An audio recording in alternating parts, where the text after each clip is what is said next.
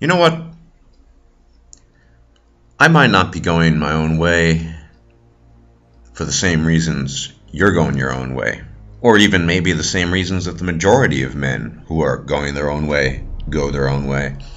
You see, if tomorrow, by the wave of some magic wand, let's just say, thought experiment, all the problems and dangers associated with divorce and loss of assets and children and all that jazz, if that were to disappear magically, such that there were no danger whatsoever, I still wouldn't get married.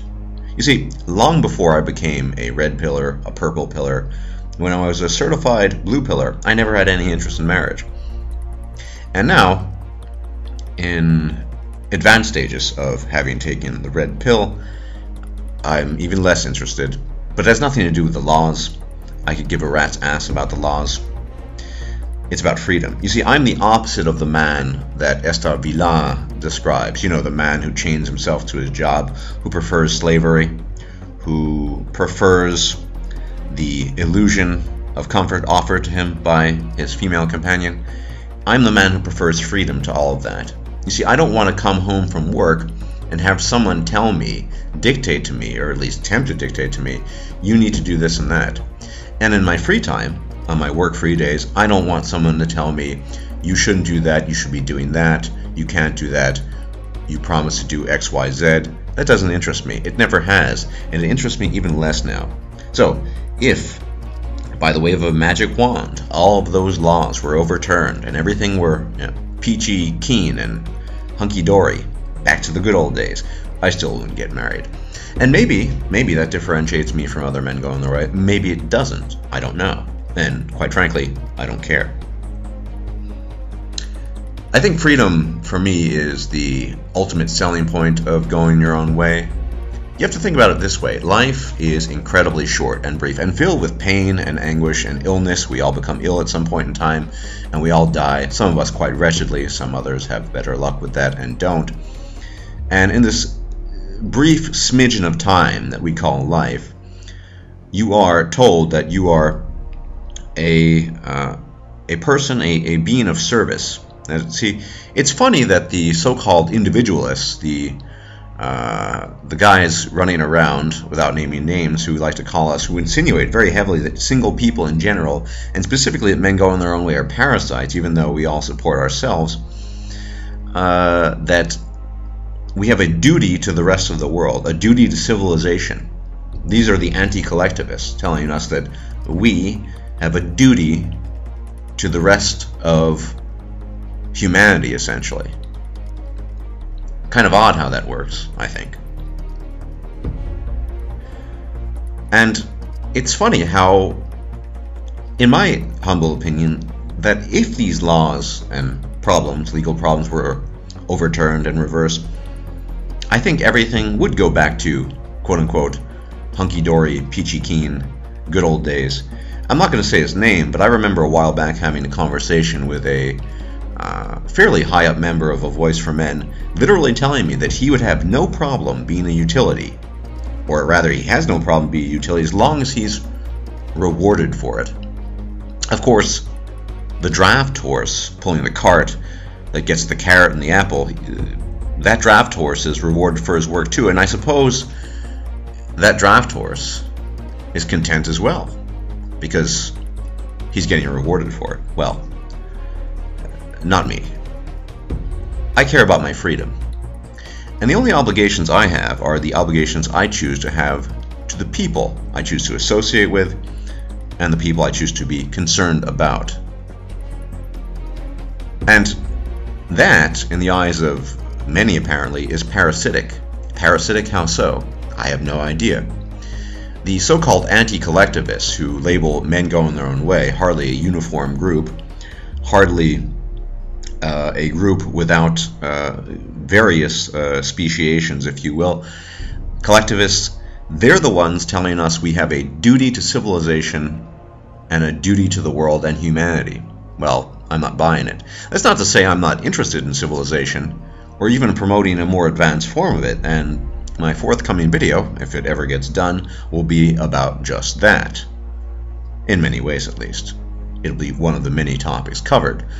But we have this incredibly brief life filled with anguish and pain and suffering and very little joy for the most part, and then oblivion thereafter, and we're supposed to just give up our freedom. You have an obligation to do so, apparently, and if you don't, you're a parasite. It's bizarre, it makes no sense, it's not particularly logical, but there you have it. This is the argument of many, and even those who don't argue that way still ultimately would, as Barbarossa canonically said once, abandon ship for the sake of the blowjob, because the blowjob is somehow associated with a reward. If you're a tool, it's okay if you're used, and maybe you get a new paint job, or you get a fine tuning, right? That doesn't interest me. It never has. So maybe I'm a freak in this regard as going my own way, but like I said, if everything were to just transform on the morn, I would still be going my own way, and I wouldn't get married, and I wouldn't be pursuing relationships. So that said, you know, far from it, far from a person that actually shuns people. I mean, I don't shun men or women. I have no problem associating with women. I have no interest in a sexual relationship with women whatsoever. But I judge people on the merits, usually of their mind. And if I can associate with them and get along with them, I will. It doesn't matter if they're a man or a woman. I don't care. I care not. If I can have productive, interesting, stimulating conversation with an individual, male or female, I will engage that person. I will spend the exact amount of time with a female as with a male, if that person is willing to nourish, or can nourish rather, and wants to nourish, and likewise I am nourishing that person's mind, then I will allot the same amount of time, irrespective of the gender. See? But here I go, hating and shunning women. That's not how I operate. It just so happens, unfortunately, that most of the nether apes in the world, well, actually, I'd argue there are almost as many male nether apes as there are female, but for the most part, women rarely, if ever, provide stimulating conversation, tend not to think in the abstract, are extremely pragmatic to the point of ignoring anything beyond what's in front of their own eyes.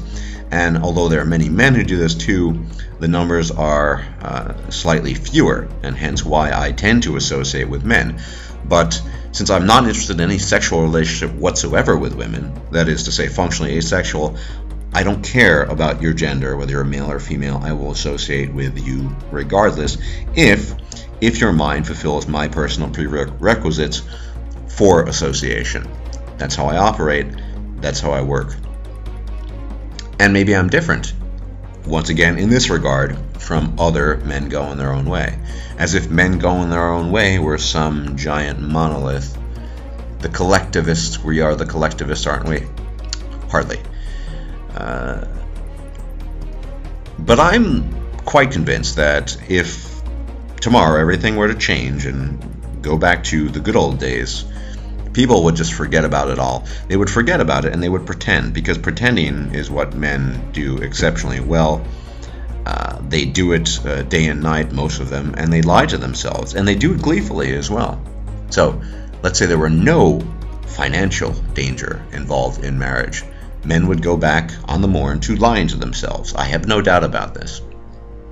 They would go back and they would pretend that the beat-up used Toyota, which is now being used as an analogy for his wife, is in fact a brand spanking new Ferrari. And this from someone who has no interest in automobiles whatsoever.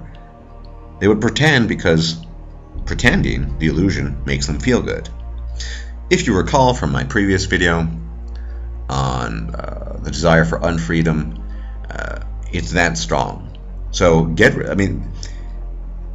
you would see men en masse just going back to the so-called good old days, pretending that women love them for who they are, although some not. Some would gleefully and gladly return to a state of rewarded utilitarianism. But you would see this. I'm utterly convinced of this. And there's no problem with that. Let the entire world do whatever it wants. Just leave me as an individual in peace, and let me do my thing. And don't call me a parasite. A parasite? Are we parasites?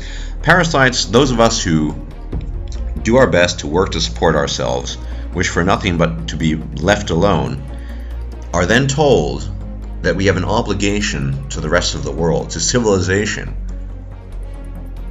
And by following such a lifestyle, such people, such as myself, we are called collectivists. It's bizarre, the logic. I mean, people saying that you have an obligation, a duty to the rest of civilization, to humanity, and you're a collectivist. Which, as I said, has nothing to do with a lack of interest in civilization per se. I am profoundly interested in new methodologies for advancing civilization, if you will, but it's a bit absurd. So, going your own way can mean quite literally whatever the fuck you want it to mean.